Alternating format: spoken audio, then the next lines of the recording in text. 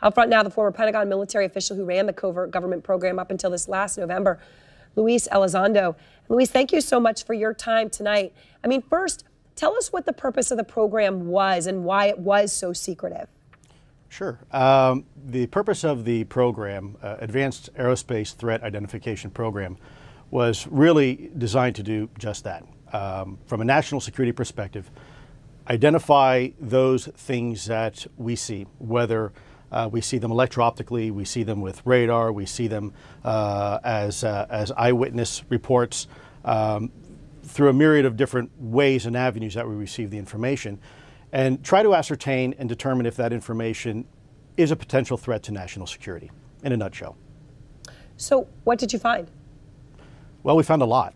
I think it's probably been a little bit mischaracterized in some of the social media you see and what people put out, because a lot of times when we don't have a lot of information, we tend to fill in those gaps with what we think is logical. And there's still, by the way, a lot we really don't know. I think what's important is that we have identified some very, very interesting anomalous type of aircraft. Let's call them aircraft. Things that don't have any obvious flight surfaces, any obvious forms of propulsion, and maneuvering in ways that include extreme maneuverability beyond, I would submit, the healthy G-forces of a human or anything biological, hypersonic velocities, low observability, positive lift, again, seemingly in defying the laws of aerodynamics.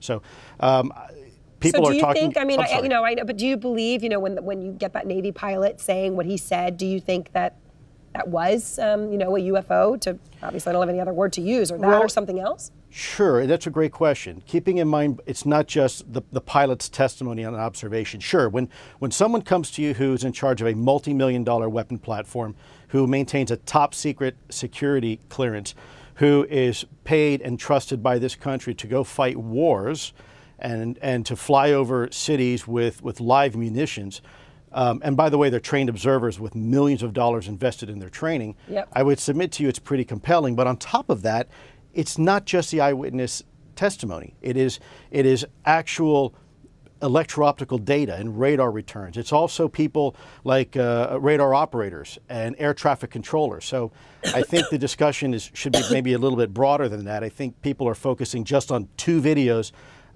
coming from a set of F-18s when really it's a lot more than that. So you know, recently, I guess it was in October, astronomers spotted what they say could be the first interstellar asteroid. You see it there, kind of that strange shape from beyond the solar system.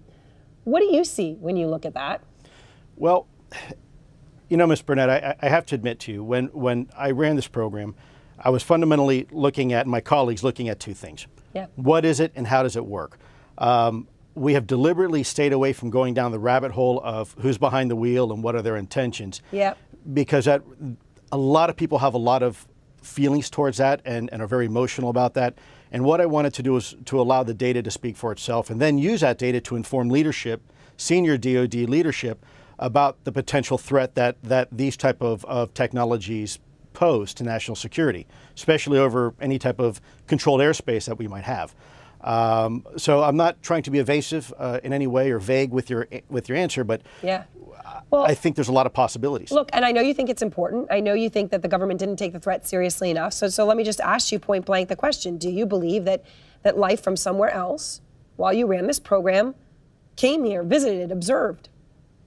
I will tell you unequivocally that through the observation, scientific methodologies that were applied to look at this phenomena, that these aircraft, we'll call them aircraft, are displaying characteristics that are not currently within the U.S. inventory, nor in any foreign inventory that we are aware of.